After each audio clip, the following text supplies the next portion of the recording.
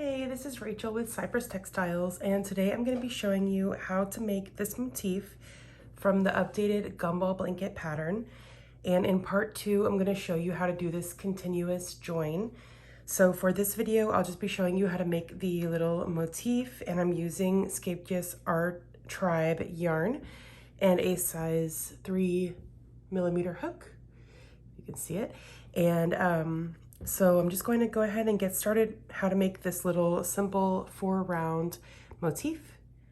So for the middle 2 rounds, sometimes it shows up as this purpley color, but it's a mix of purples and reds. You might know our tribe yarn is color changing, and this shade is Yelena Creations.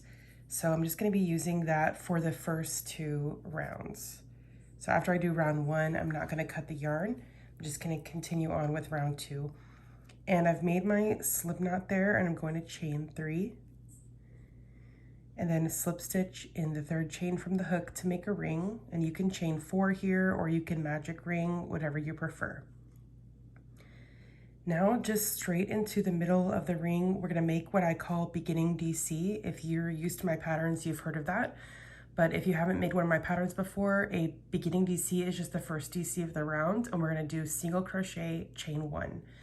So I'm just going to go straight into the center and make single crochet, and then chain 1.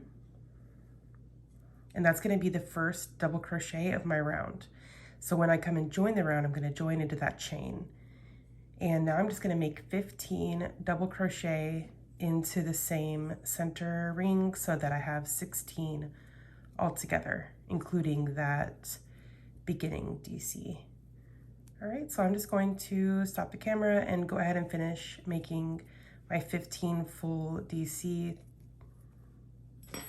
Okay, I have 16 double crochet altogether, including the beginning DC. And now I'm going to slip stitch into the chain of my beginning DC to close the round.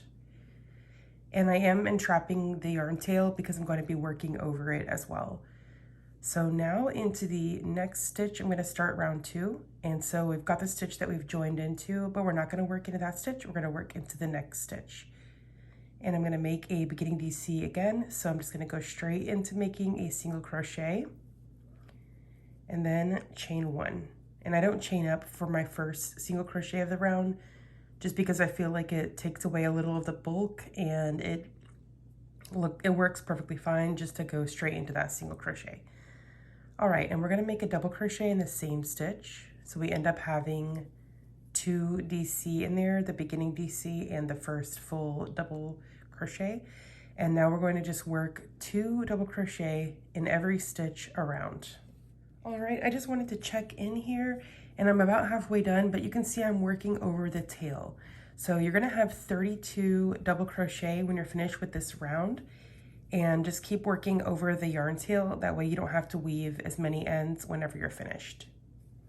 All right, so I have 32 double crochet, and I'm going to go with the slip stitch into this chain of the beginning DC there.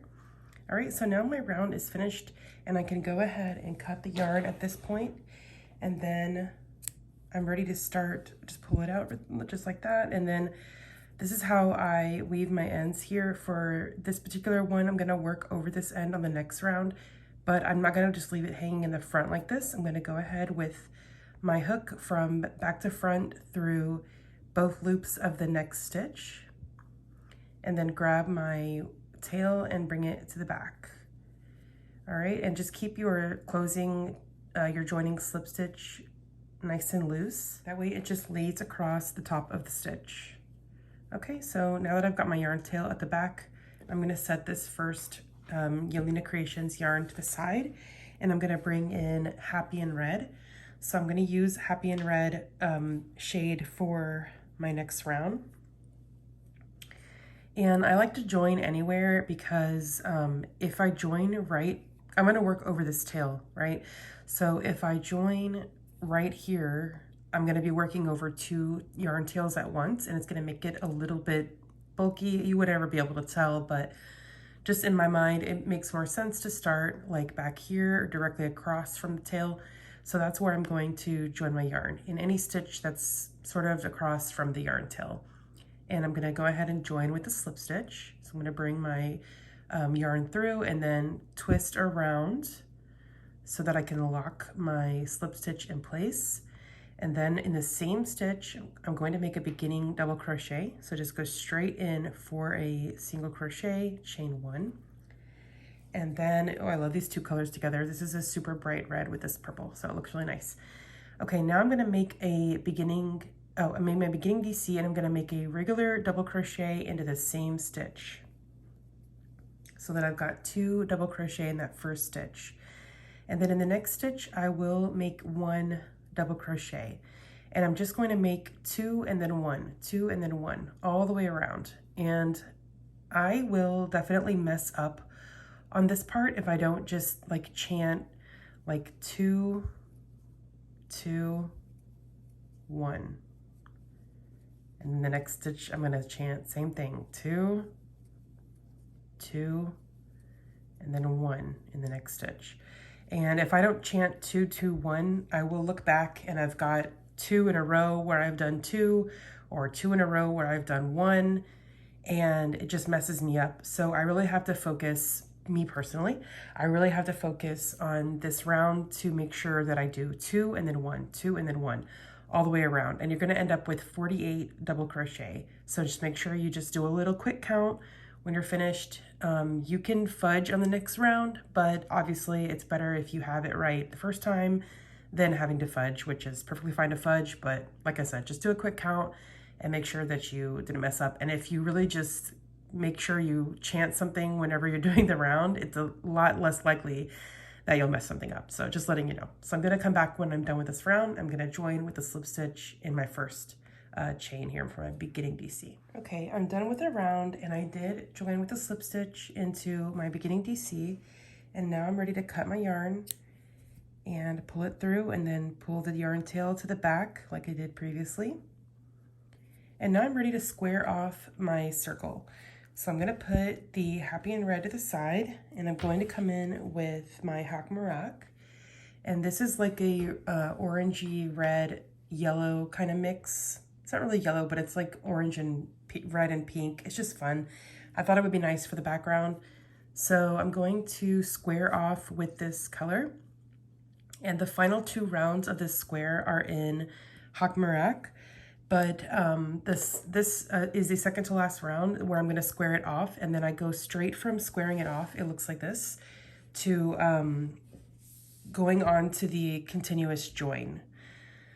So you might wonder why I cut my yarn and why I don't just join one at a time if I'm gonna just make 2 rounds anyway. And then I would normally, if I wasn't going to join continuously, I would just work my last 2 rounds and then cut and then join my next square on that final round. So if my last 2 rounds are in the same shade, why would I cut after my second to last round and then come in continuous join?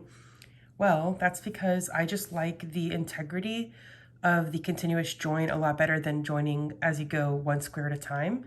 Just because I feel like the continuous join, it makes a net for the motifs to sit very squarely, and the blanket looks a lot neater if you work your join continuously versus cutting after every square. It just kind of makes it a little sloppier. Not that I have anything against that, because sometimes you just have to do it. But if you have a chance to continuous join, definitely do it, even if it means you still have to cut on your second to last round, because obviously continuous join helps you from waving all the ends. But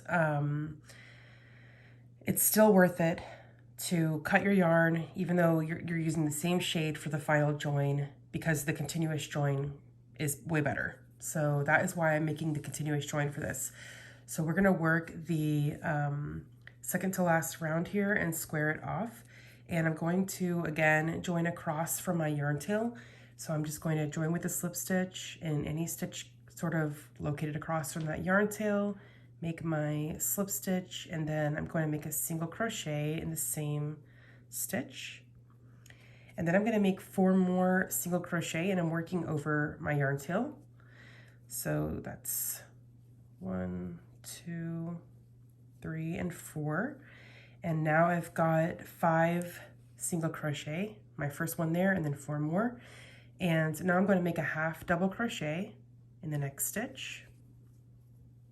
Okay, and then a double crochet in the next stitch and another double crochet in the next stitch. So that's 2 doubles in a row.